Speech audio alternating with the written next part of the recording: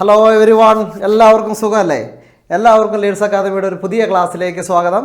ഇന്നത്തെ ക്ലാസ് നമ്മുടെ മാത്സിൻ്റെ ക്ലാസ്സാണ്. 9ാം ക്ലാസ്സൊക്കെ കഴിഞ്ഞ് നമ്മൾ 10ലേക്ക് കയറിയിരിക്കുകയാണ്. അപ്പോൾ 10ാം ക്ലാസ്സിൻ്റെ മാത്സിൻ്റെ ആദ്യത്തെ ചാപ്റ്ററുമായിട്ടാണ് ഞാനിന്ന് വന്നിരിക്കുന്നത്. സ്വാഭാവികമായിട്ടും 9ൽ നിന്ന് 10ലേക്ക് എത്തുമ്പോൾ നമ്മുടെ കീറാമുട്ടി വിഷയങ്ങളിലൊന്നാണല്ലോ നമ്മുടെ മാത്സ് എന്ന് പറയുന്നത്, അല്ലേ? ഇനിയിപ്പോൾ നന്നായിട്ട് പഠിക്കുന്ന ആൾക്കാർക്കാണെങ്കിൽ ഇപ്പോൾ ഒരു ശകല ടെൻഷനൊക്കെ ഉള്ളൊരു സാധനമാണ് മാത്സ് എന്ന് പറയുന്നത്. അപ്പോൾ മാത്സ് എങ്ങനെ ഉണ്ടായിരിക്കുന്നുള്ള ടെൻഷനും കാര്യങ്ങളും ആദികളും വ്യാധികളൊക്കെ ഉണ്ടാകും. അങ്ങനത്തെ സാധനങ്ങളൊന്നും ഇനി വേണ്ട. കാരണം ലീഡ്സ് അക്കാദമി സ്മാർട്ട് പ്ലസ് നിങ്ങളുടെ ഒപ്പമുണ്ട്. ടെക്സ്റ്റ് ബുക്കിലെയും അതുപോലെ പരീക്ഷയ്ക്ക് വരുന്നതുമായിട്ടുള്ള എല്ലാ ചോദ്യങ്ങളും നമ്മൾ ഈ പ്ലാറ്റ്ഫോം വഴി നമ്മൾ എന്ത് ചെയ്യുന്നതായിരിക്കും, ഡിസ്കസ് ചെയ്യുന്നതായിരിക്കും. ഡിസ്കസ് ചെയ്യാന്നല്ല, നമ്മൾ നന്നായിട്ട് നല്ല വെട്ടിപ്പായിട്ട് നമ്മൾ പഠിക്കുന്നതായിരിക്കും. അപ്പോൾ എൻ്റെ കൂടെ ഈ ക്ലാസ് 10ൻ്റെ മാത്സ് പഠിക്കാൻ വേണ്ടി എല്ലാവരും ഒരുക്കമല്ലേ? എല്ലാവരും റെഡിയല്ലേ? അങ്ങനെയെങ്കിൽ നമുക്ക് നേരെ തുടങ്ങാം. നമ്മുടെ 10ാം ക്ലാസ്സിലെ ആദ്യത്തെ പാഠം എന്ന് പറയുന്നത് അരിത്തമെറ്റിക് സീക്വൻസ് അല്ലെങ്കിൽ സമാന്തര ശ്രേണിയാണ്. കേട്ടിട്ടുണ്ടോ? ശ്രേണി അല്ലെങ്കിൽ സീക്വൻസ് എന്ന് പറഞ്ഞ് കേട്ടിട്ടുണ്ടോ? എവിടേക്കോ കേട്ടിട്ടുണ്ട് അല്ലേ? പഠിച്ചിട്ടുണ്ടോ ഈ സാധനം? 9ാം ക്ലാസ്സിലുണ്ടോ? ഇല്ല. 8ലുണ്ടോ? ഇല്ല.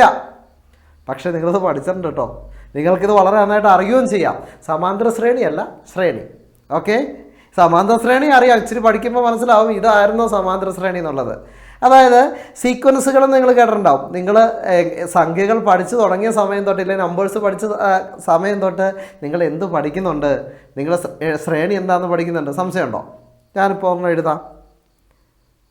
2, 4, 6, 8. ബാക്കി 2 നമ്പർ നിങ്ങൾക്ക് പറയാമോ? പറയാം അല്ലേ? സുഖമായിട്ട്. എത്രയാണ്? 10, 12. സാറേ ഇത് ഞങ്ങൾ പണ്ടേ പഠിച്ചിട്ടുള്ള സാധനമല്ലേ എന്ന് ഓർമ്മ കൂടി തരാം. 5, 10, 15. ബാക്കി 2 നമ്പറുകൾ. Very simple. എത്രയാ? 20, 25 അല്ലേ? ഇതിനടുത്ത് ഓർമ്മ കൂടി തന്നേക്കാം. 10, 20, 30. ബാക്കി 2 സംഖ്യകൾ എത്രയാ? 40, 50. നമ്മൾ ഇഷ്ടം പോലെ പഠിച്ചിട്ടുള്ള സാധനങ്ങളാണിത്.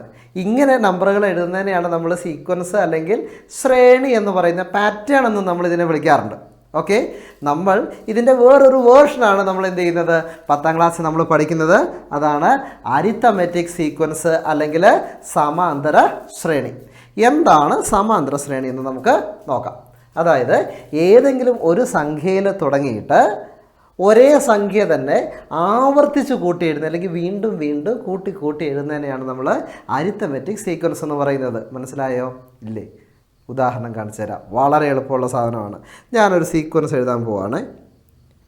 5, 7, 9, 11. ബാക്കി 2 ഞാൻ എഴുതുന്നില്ല.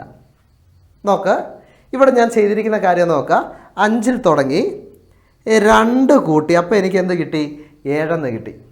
വീണ്ടും ഞാൻ 7ൻ്റെ കൂടെ ഏത് സംഖ്യ കൂട്ടിയത്? 2 കൂട്ടിയത്. 2 കൂട്ടി കഴിഞ്ഞപ്പോൾ എനിക്ക് എന്ത് കിട്ടി? 7ൻ്റെ കൂടെ 2 കൂട്ടിയപ്പോൾ 9 കിട്ടി. വീണ്ടും ഞാൻ 2 കൂട്ടി, 11 കിട്ടി. അങ്ങനെയെങ്കിൽ അടുത്ത സംഖ്യ നിങ്ങൾക്ക് പറയാമോ? മനസ്സിലിപ്പോഴേ വന്നിട്ടുണ്ടാവും അല്ലേ? 11ൻ്റെ കൂടെ 2 കൂട്ടി എത്ര കിട്ടും? 13 കിട്ടും. അടുത്ത സംഖ്യ പറയാമോ? അതും നിങ്ങൾക്ക് സിമ്പിളായിട്ട് കിട്ടിയിട്ടുണ്ടാവും അല്ലേ? 13ൻ്റെ കൂടെ 2 കൂട്ടി കഴിഞ്ഞാൽ എത്ര കിട്ടും? 15 കിട്ടും. ഇപ്പോൾ മനസ്സിലായോ? ഏതെങ്കിലും ഒരു നമ്പറിൽ അങ്ങ് തുടങ്ങിയിട്ട് ഒരേ സംഖ്യ തന്നെ എപ്പോഴും ആവർത്തിച്ച് കൂട്ടി എഴുതുന്ന സീക്വൻസിനെയാണ് നമ്മൾ എന്ത് വിളിക്കുന്നത്? ശ്രേണിനെയാണ് നമ്മൾ എന്ത് വിളിക്കുന്നത്? സമാന്തര ശ്രേണി ഇല്ലെങ്കിൽ അരിത്തമെറ്റിക് സീക്വൻസ് എന്ന് വിളിക്കുന്നത്. ഇവിടെ നമ്മൾ എന്ത് ചെയ്തു? 5ൽ തുടങ്ങി പിന്നെ എപ്പോഴും നമ്മൾ ഏത് സംഖ്യ കൂട്ടി? 2 കൂട്ടിക്കൊണ്ടിരുന്നു അല്ലേ? 5ഉം 2ഉം 7, 7ഉം 2ഉം 9, 9ഉം 2ഉം 11, 11ഉം 2ഉം 13, 13ഉം 2ഉം 15. എഴുതാല്ലേ? 17, 19, 21, 23. അങ്ങനെ നമുക്ക് എഴുതിപ്പോവാം. വളരെ സിമ്പിൾ അല്ലേ? ഇത്രയുള്ള അരിത്തമെറ്റിക് സീക്വൻസ്. മനസ്സിലായില്ലേ? ഓക്കെ, ഇനി അരിത്തമെറ്റിക് സീക്വൻസ് നമ്മൾ പഠിക്കുന്ന സമയത്ത് നമുക്ക് പ്രധാനപ്പെട്ട 2 പേര വേണം. ഓക്കെ, അതായത് സമാന്തര ശ്രേണി പഠിക്കുമ്പോൾ നമ്മുടെ ഇടവും വലവും നിൽക്കാൻ വേണ്ടിയിട്ട് 2 പട്ടാളക്കാരെ നമുക്ക് വേണം. അവന്മാരെയാണ് നമ്മൾ ഇനി പഠിക്കാൻ വേണ്ടി പോകുന്നത്. അതാരൊക്കെയാണ് നമുക്ക് പഠിക്കാം. അതിലൊന്നാണ് ഫസ്റ്റ് ടൈം ഇല്ലെങ്കിൽ മലയാളത്തിൽ നമുക്കതിന് ആദ്യ പദം എന്ന് പറയും. ആദ്യ പദം ഇതിനെ സൂചിപ്പിക്കുന്ന ലെറ്റർ എന്ന് പറയുന്നത് എഫ് ആണ് കേട്ടോ. F, small letter F. ആദ്യ പദം. രണ്ടാമത്തെ നമ്മുടെ പട്ടാളക്കാരനാണ് പൊതുവ്യത്യാസം. പൊതുവ്യത്യാസം അല്ലെങ്കിൽ നമുക്ക് ഇംഗ്ലീഷിൽ തന്നെ നമ്മൾ കോമൺ ഡിഫറൻസ് എന്നാണ് പറയുക. എന്താ പറയുക? Common difference. ഇതിനെ സൂചിപ്പിക്കുന്ന ലെറ്റർ ഏതാണെന്നറിയോ? സ്മോൾ ലെറ്റർ ഡി ആണ്. ഓക്കെ, 2 പേരാണ്. ആരൊക്കെ? 2 പേരെ നമുക്ക് വേണം.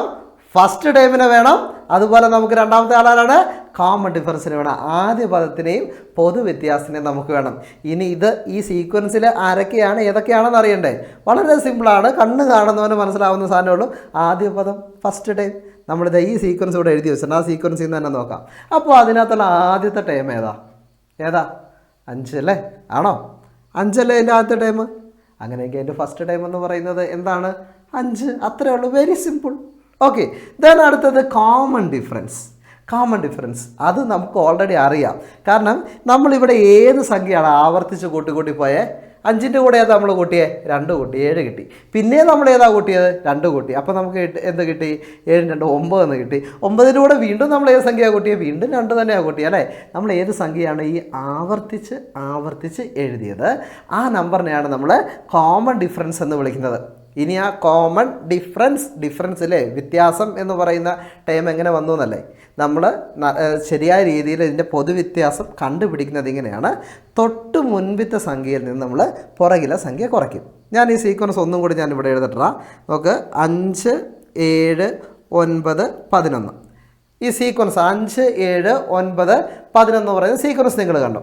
ഇതിനകത്ത് തൊട്ട് മുന്നത്തെ സംഖ്യയിൽ നിന്ന് പുറകിലെ സംഖ്യ കുറച്ച് നോക്കുക.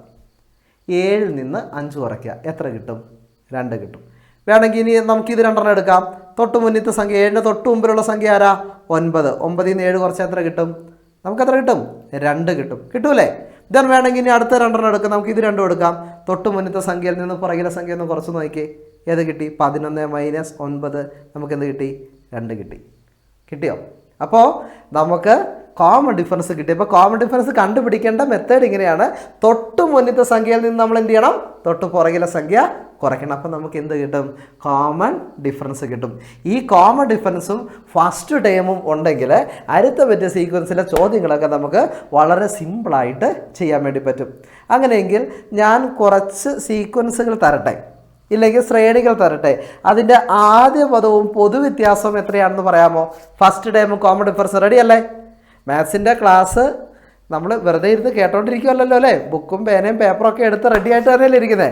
അങ്ങനെയെങ്കിൽ ഞാനൊരു സീക്വൻസ് തരാം. ആ സീക്വൻസിന് നിങ്ങൾ എന്ത് ചെയ്യണം? നിങ്ങൾ അതിൻ്റെ ഫസ്റ്റ് ടൈമും കോമൺ ഡിഫറൻസും ഒന്ന് കണ്ടുപിടിച്ച് തരണം. ഞാനൊരു സീക്വൻസ് എഴുതുകയാണേ. അരിത്തമെറ്റിക് സീക്വൻസ് തുടർന്ന് പോകുന്നതുകൊണ്ട് ഞാനൊരു 3 കുത്തും കൂടി അവിടെ ഇട്ടാണ്. ഇത് ഒന്നാമത്തെ ചോദ്യം. രണ്ടാമത്തെ ചോദ്യം ഞാൻ തരാം.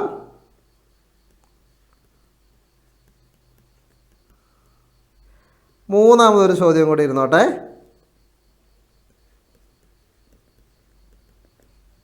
ഇതിൻ്റെ ഫസ്റ്റ് ടൈമും കോമൺ ഡിഫറൻസ് ഒന്ന് കണ്ടുപിടിച്ചേ. ഒന്നാമത്തെ ചോദ്യം ഇതാണ് 3 7 11. രണ്ടാമത്തെ ചോദ്യം 4 6 8 10. മൂന്നാമത്തെ ചോദ്യം 10 8 6. എന്തോ ഒരു വശപ്പിശൊക്കെ ഉണ്ടെന്ന് അല്ലേ? നോക്കാം, ചെയ്തോ? Okay, simple. നമുക്ക് നോക്കാം. ഈ ഡൗട്ടുള്ളവർ എൻ്റെ കൂടെ നിൽക്കണം കേട്ടോ.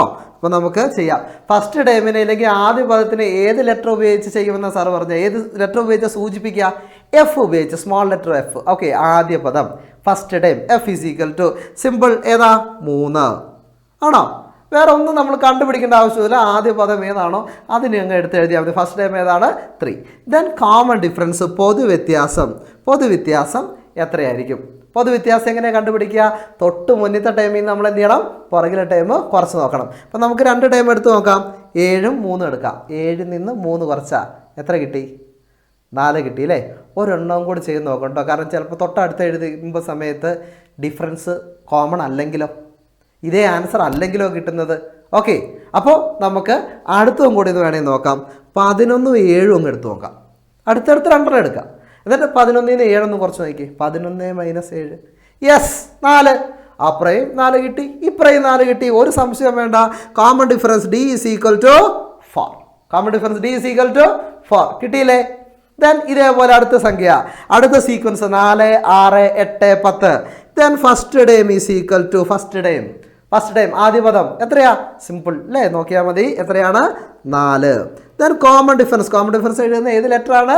Small letter D. പൊതുവ്യത്യാസം എങ്ങനെ കണ്ടുപിടിക്കുക? തൊട്ട് മുന്നത്തെ ടൈമിൽ നിന്ന് പുറകിലെ ടൈം കുറയ്ക്കണം. അങ്ങനെയാണെങ്കിൽ നമുക്ക് കുറച്ച് നോക്കാം. 6 - 4 2. വേണമെങ്കിൽ അടുത്ത എടുത്ത് നോക്കാവേ, 6 വിട്ട് കൊടുക്കാം. 8 - 6 2. അടുത്ത വേണമെങ്കിൽ ഒന്ന് എടുത്ത് നോക്കാം, വിരോധമൊന്നുമില്ല, പ്രശ്നമൊന്നുമില്ലല്ലോ, നമുക്ക് സിമ്പിൾ അല്ലേ. 10 - 8 എത്ര കിട്ടി? 2. നോ ഡൗട്ട് കോമൺ ഡിഫറൻസ് പൊതുവ്യത്യാസം എത്രയാണ്? 2. കിട്ടിയില്ലേ? ദെൻ അടുത്തതിലേക്ക് വരുമ്പോൾ ഇവിടെ എന്തോ ഒരു പ്രശ്നമുള്ള പോലെ അല്ലേ. ഫസ്റ്റ് ടൈമിന് ഒരു പ്രശ്നമില്ല, കാണുന്നത് ആദ്യത്തെ ടൈം തന്നെയാണ്. നമ്മൾ ആദ്യം എഴുതി വെച്ചു. ഫസ്റ്റ് ടൈം ആദ്യ പദം എത്രയാണ്? 10. ദെൻ കോമൺ ഡിഫറൻസ് ഇത് കുറഞ്ഞല്ലേ പോകുന്നത് അല്ലേ? കോമൺ ഡിഫറൻസ് എങ്ങനെ കണ്ടുപിടിക്കുന്ന സാറ് പറഞ്ഞേ? തൊട്ട് മുന്നത്തെ ടൈമിൽ നിന്ന് പുറകിലെ ടൈം കുറയ്ക്കണം, അത്രയല്ലേ പറഞ്ഞുള്ളൂ. അത് തന്നെ ഇവിടെയും ചെയ്യാം. നമുക്ക് എന്ത് ചെയ്യാം? 8ൽ നിന്ന് 10 കുറയ്ക്കാം. നമുക്ക് എന്താ ചെയ്തേ? 8 കുറയ്ക്കണം 10. എത്ര? 8 കുറയ്ക്കണം 10. 10ൽ നിന്ന് 8 കുറച്ചാൽ എത്രയാണ്? നമുക്കറിയാലോ, 2. അങ്ങനെയെങ്കിൽ 8ൽ നിന്ന് ചെറിയ സംഖ്യയിൽ നിന്ന് വലിയ സംഖ്യയാണ് നമ്മൾ കുറയ്ക്കുന്നത്. അപ്പോൾ ആൻസർ എത്രയായിരിക്കും? ചിഹ്നം മാറ്റിയിട്ടാൽ മതി. ഓക്കെ, 10ൽ നിന്ന് 8 കുറച്ചാൽ 2 പക്ഷേ 8ൽ നിന്ന് 10 കുറച്ച് ചെറിയ സംഖ്യയിൽ നിന്ന് വലിയ സംഖ്യയാണ് കുറയ്ക്കുമ്പോൾ ആൻസർ എന്താവും? അതിൻ്റെ ചിഹ്നം എന്താവും? അങ്ങോട്ട് മാറും. എത്രയായി? നെഗറ്റീവ് എന്നാവും. അത്രേ ഉള്ളൂ, -2. ഒരെണ്ണം കൂടി ടെസ്റ്റ് ചെയ്ത് നോക്കാം. നമുക്ക് എന്ത് ചെയ്യാം? 6ഉം 8ഉം എടുത്ത് നോക്കാം. 8ൽ നിന്ന് 6 കുറച്ച് എത്രയാ? പറ, എത്രയാ? 2.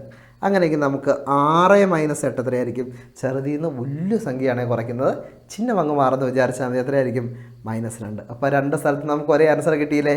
അപ്പോൾ നമുക്ക് ധൈര്യമായിട്ട് എഴുതാമല്ലോ. D = -2. D = -2. പൊതുവ്യത്യാസം സമം -2.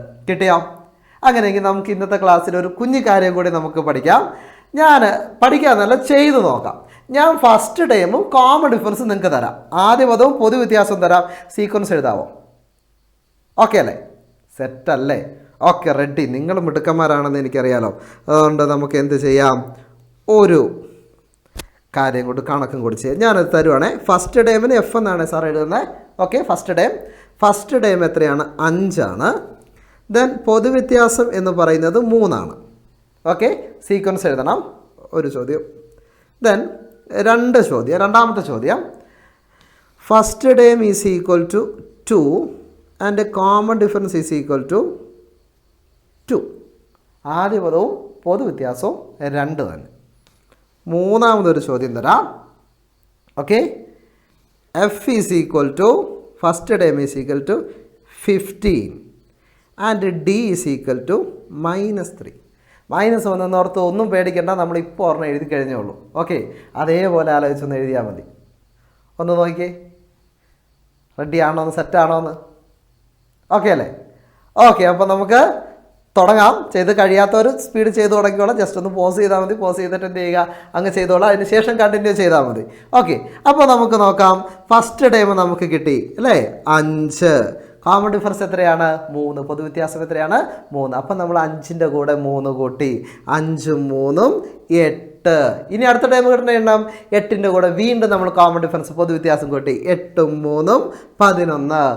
വീണ്ടും നമ്മൾ അടുത്ത കിട്ടുന്ന എന്ത് ചെയ്യണം? വീണ്ടും പൊതുവ്യത്യാസം 3 കൂടണം അല്ലേ? 11ഉം 3ഉം 14 എക്സെട്രാ. ഓക്കെ, അരിത്തമെറ്റിക് സീക്വൻസ് എഴുതാൻ പറയുന്ന സമയത്ത് നിങ്ങൾ 3 ടേമുകളെങ്കിലും മിനിമം എഴുതണം കേട്ടോ.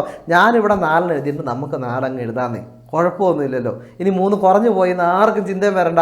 അപ്പോൾ നമുക്ക് 4 എഴുതാം. മിനിമം 3 എങ്കിലും എഴുതണം കേട്ടോ, 2 നിർത്തരുത്. ഓക്കെ, സെറ്റല്ലേ? ഓക്കെ, അടുത്ത ചോദ്യം നോക്കാം. എപ്പോഴേ ചെയ്ത് കഴിഞ്ഞു എന്നല്ലേ? First time 2, common difference 2. അപ്പോൾ 2ഉം 2ഉം 4. പിന്നെ 4ൻ്റെ കൂടെ വീണ്ടും 2 കൂട്ടിക്കഴിഞ്ഞാൽ 6. പിന്നെ 2 കൂട്ടിക്കഴിഞ്ഞാൽ 6ൻ്റെ കൂടെ 2 കൂട്ടിക്കഴിഞ്ഞാൽ 8 എക്സെട്രാ. തീരുന്നില്ല, അതുകൊണ്ട് ഒരു 3 കുത്തം ഇട്ടേക്കുക. ഓക്കെ, ബുദ്ധിമുട്ടുണ്ടോ? ഒരു ബുദ്ധിമുട്ടുമില്ല. സിമ്പിൾ അല്ലേ? Yes, very good. ദെൻ അടുത്ത് നമുക്ക് നോക്കാം. F is equal to 15 and D is equal to -3. ഈ മൈനസിനെ കാണുമ്പോഴേ നിങ്ങൾക്ക് എന്തോ ഒരു വെപ്രാളമാണ്. ഈ സാധനം അങ്ങോട്ട് ശരിയാവില്ല എന്നുള്ള തോന്നണം. അങ്ങനെയൊന്നുമില്ല, വളരെ സിമ്പിളാണ്. നമ്മൾ 10ാം ക്ലാസ്സിൽ ഈ മൈനസിനെയൊക്കെ നമ്മൾ കൈപ്പിടിയിൽ ഒതുക്കി നമ്മൾ സിമ്പിളായിട്ട് കണക്കുകൾ ചെയ്യും.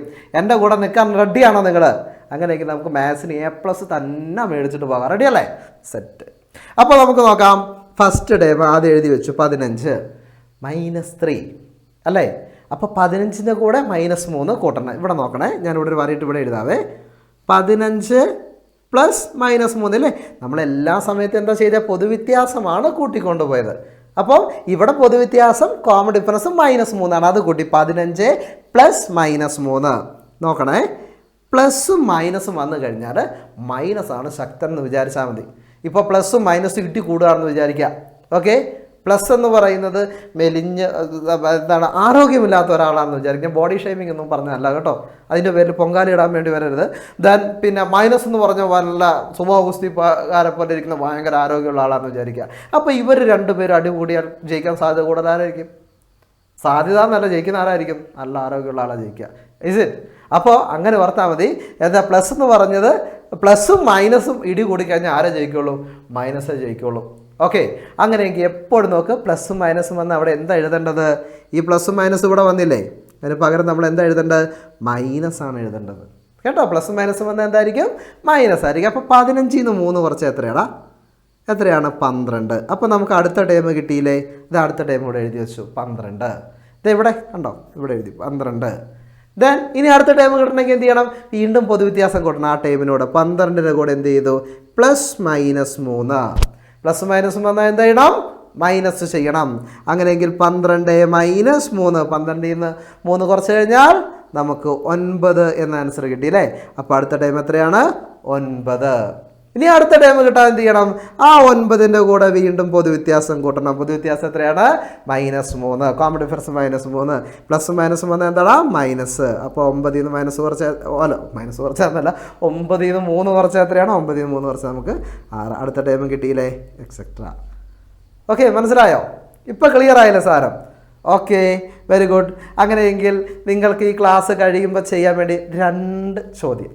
ഓക്കെ, 4ാമത്തെ ചോദ്യമായിട്ട് എഴുതാണ്. F = 6 and D = 3. ഒരു ചോദ്യം കൂടി. F = 7 and D = 5. ഓക്കെ, അപ്പം ഇത് ചെയ്തോളൂ അല്ലേ? ചെയ്യണം കേട്ടോ. മിടുക്കന്മാരും മിടുക്കികളൊക്കെ ആയിട്ട് ചെയ്യണം. നമ്മുടെ ഇന്നത്തെ ക്ലാസ് ഇത്രയേ ഉള്ളൂ. ബാക്കി കാര്യങ്ങളൊക്കെ നമുക്ക് അടുത്ത ക്ലാസ്സിൽ പഠിക്കാം. അപ്പോൾ take care, bye, thank U.